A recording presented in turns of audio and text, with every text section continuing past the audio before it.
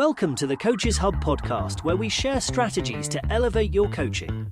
Today, we tackle a key challenge: how to push and support players of differing abilities.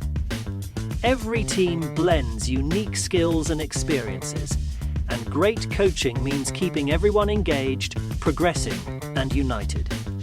We'll explore tiered objectives, small-sided games, individual challenges, and adaptive coaching to ensure every player grows.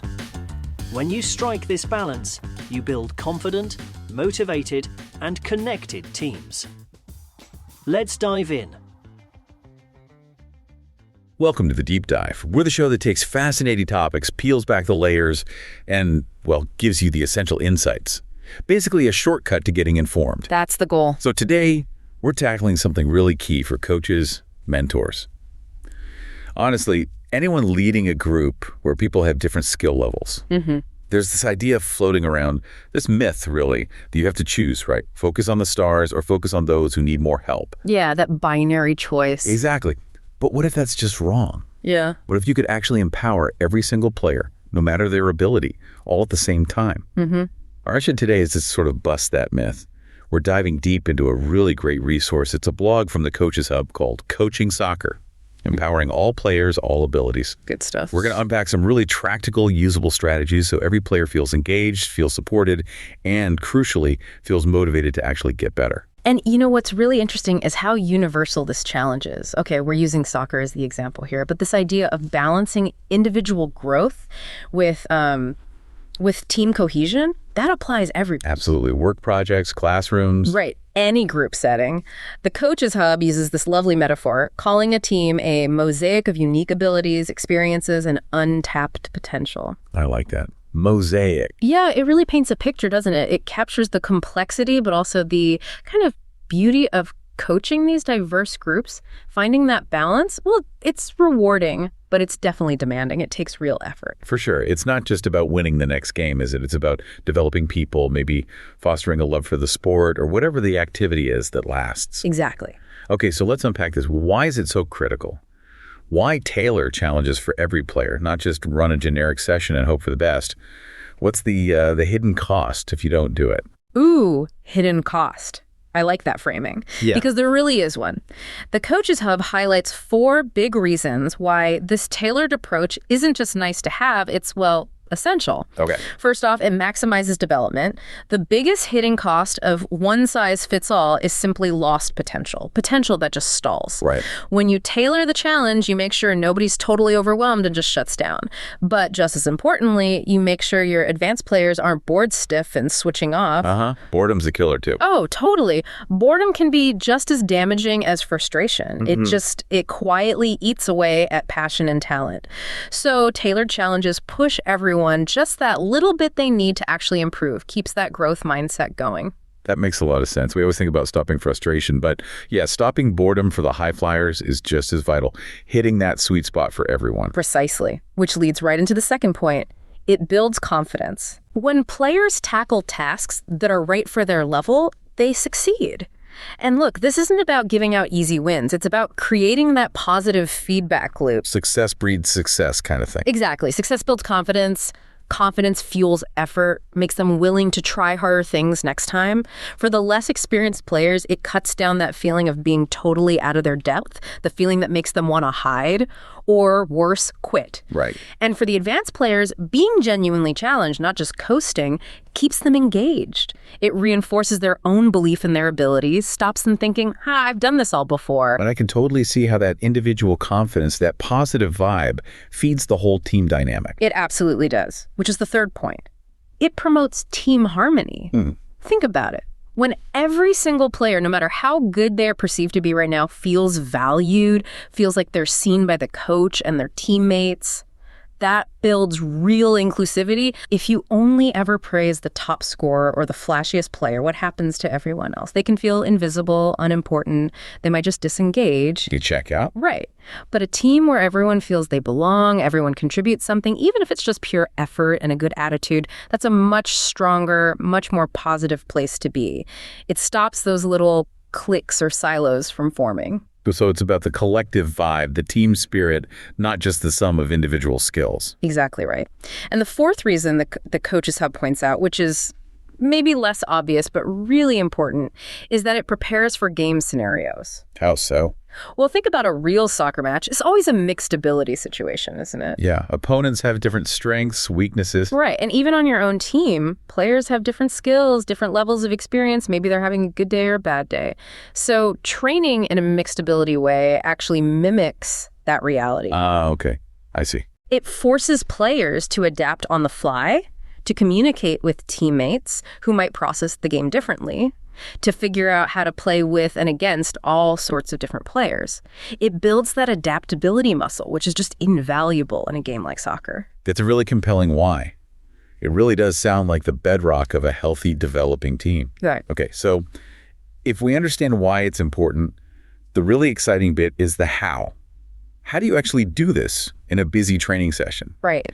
And the Coaches Hub delivers here too, right? They lay out 6 pretty clever practical strategies. Let's really get into those. Yeah, absolutely. This is the nuts and bolts. The first strategy they suggest is tiered objectives. Tiered objectives, okay. The idea here isn't about running completely separate drills for different groups. It's about designing one activity but building multiple levels of challenge within it. Okay, example. Sure. Let's take a basic passing drill. For your beginners, maybe the objective is simple. Make an accurate 5-yard pass to a teammate who isn't moving. Just focus on technique. For intermediate players, maybe you add movement. Pass to a teammate who is moving, or maybe they have to choose between 2 passing options.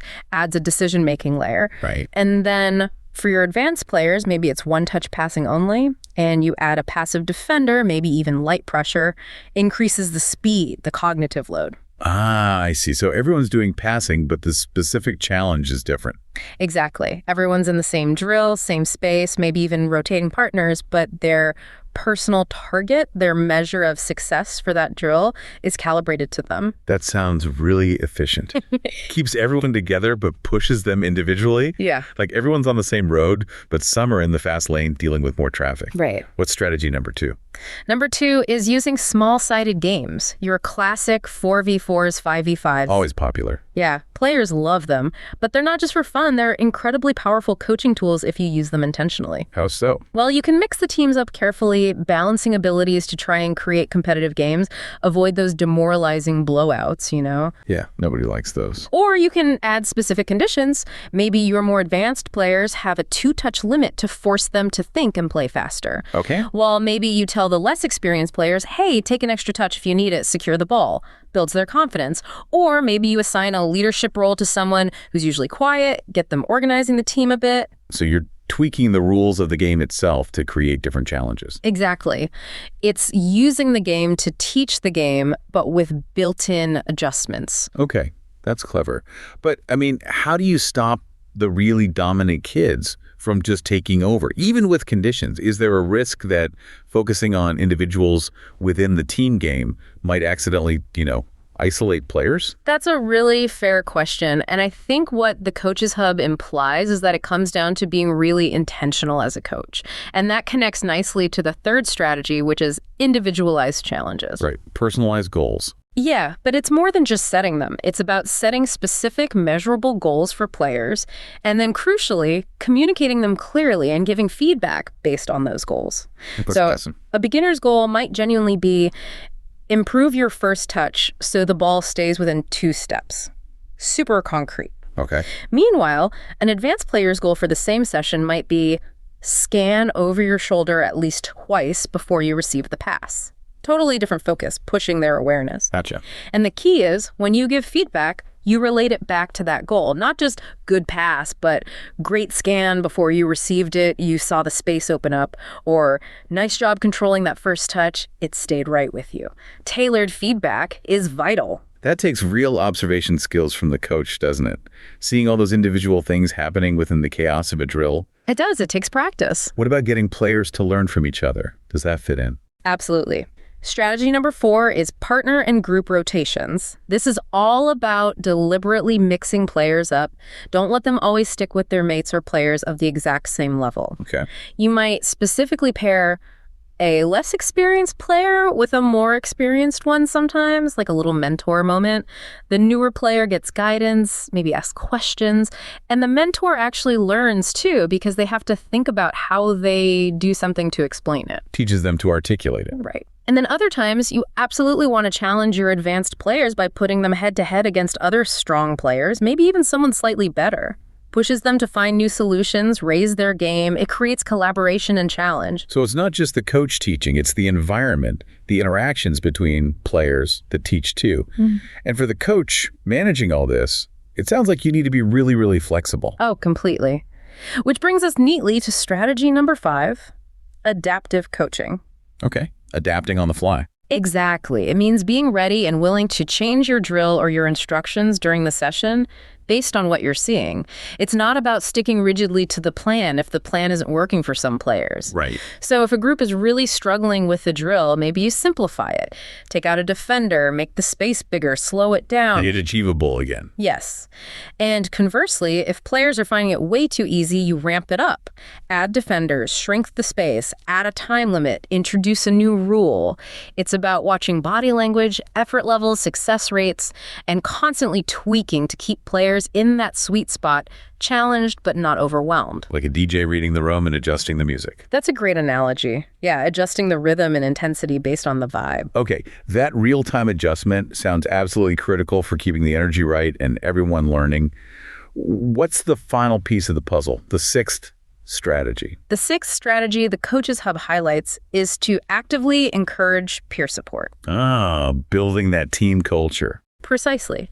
It's about fostering an environment where players naturally look out for each other, encourage each other, help each other out. It's not just the coach's job to support. Can you give an example? Sure. I remember watching a session once, a pretty complex pattern play drill. And one of the younger kids was getting totally lost. Before the coach could even step in, one of the older, more experienced players just calmly pulled him aside, walked him through it slowly, demonstrated it, gave him a nod. It wasn't prompted, it just happened because that was the team culture. That's powerful. It really is. You can nudge this along maybe by sometimes assigning experienced players as mentors during a specific drill, but mostly it's about praising and celebrating those moments when you see them happen naturally, highlighting collaboration, reinforcing that idea that we're all in this together, helping each other get better.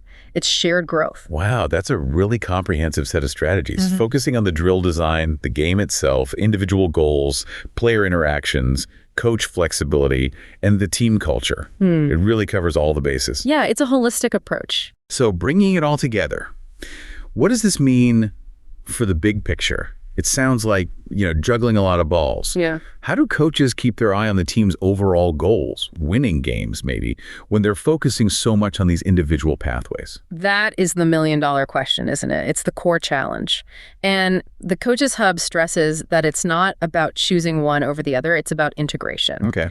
First, it's about aligning challenges with team goals. So yes, you have individual challenges, but they should always connect back to what the team needs to improve. Right. So if a player's individual goal is, say, improving their tackling technique, the team goal might be improving overall defensive solidity. The individual skill directly serves the collective aim. They aren't separate things. Gotcha. So the micro feeds the macro. They shouldn't be pulling in the opposite direction. Exactly. Second, coaches have to be pretty diligent about monitoring progress, both individual progress and team progress. Tracking how players are doing on their goals, but also how the team is performing overall helps you adjust your priorities. So if the team's struggling to score, maybe the individual challenges for everyone, tailored to their level, temporarily focus more on attacking movement or finishing, for example. It's that constant feedback loop, allowing you to be agile. Okay.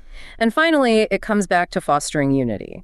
You have to constantly reinforce the message that every player's role is important, regardless of their current skill level, that everyone contributes to the team's success in their own way.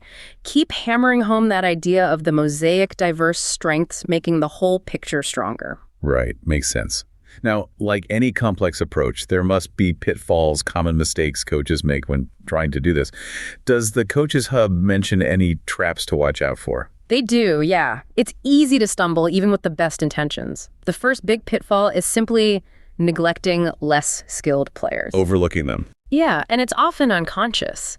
Coaches might naturally gravitate towards the exciting top players or maybe spend a lot of time with players who are acting out because they're struggling. But those quiet players in the middle, or those struggling silently, if they feel ignored, they'll disengage. Or worse, they'll just quit. You really have to consciously spread your attention and encouragement around. Everyone needs that connection. Okay, so making sure that coaching bandwidth reaches everyone. Definitely.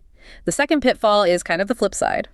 Overloading advanced players. How so? Well, it's tempting to rely heavily on your best players, right? Ask them to lead drills, demonstrate everything, basically act like assistant coaches. Yeah, I could see that happening. But you have to be careful not to burden them so much that it actually takes away from their own development. They still need to be challenged, pushed to learn new things, not just manage others. The Coaches Hub makes a good point. They're players first and foremost. Good reminder. They need their own challenges too. Yeah. What about just the logistics of it all? Yeah. Communicating these different things. That leads straight to pitfall number 3, unclear messaging. Communication breakdown. Exactly. If players don't really understand what their individual goal is for a drill or why the drill is set up a certain way or how their role fits in, they just get confused or frustrated or they just go through the motion. Wasted effort. Totally. Clear communication about objectives, roles, and the why behind it all is absolutely crucial for getting buy-in and making the session productive. Clarity is king. Okay. And the last pitfall. The final one they mention is unbalanced challenges. This is about getting that level right consistently, avoiding situations where players are either constantly overwhelmed because it's just too hard. Leading to frustration. Right. Or situations where they're totally bored because it's way too easy. Leading to messing around or switching off. Exactly. It's that constant effort to keep players in that optimal zone, the Goldilocks zone, where they're being stretched but not breaking. And that requires that adaptive coaching we talked about, constantly observing and tweaking. This whole deep dive into the Coaches Hub blog, Coaching Soccer, Empowering All Players, All Abilities, it really hammers home that coaching diverse abilities isn't just about, tweaking a few drills here and there.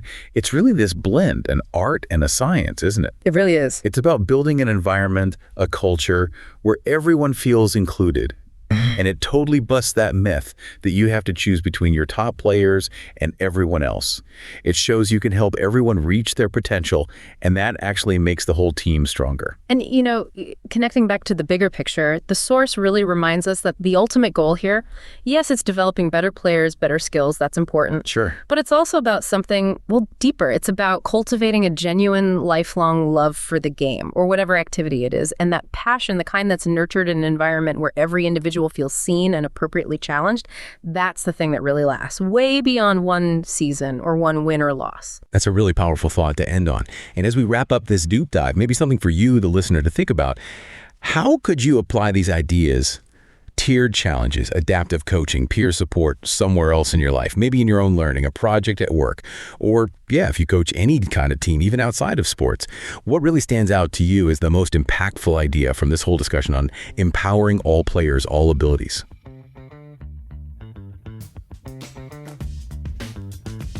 That's it for today's episode of the Coaches Hub podcast. Remember, challenging players of differing abilities isn't about lowering the bar for some or overloading others. It's about creating the right environment where every player feels stretched, supported, and valued. If you found today's discussion useful, share it with another coach, subscribe for more episodes, and explore our full range of coaching resources at www.soccer-profile.com. Until next time, keep learning, keep adapting, and keep bringing out the best in every player.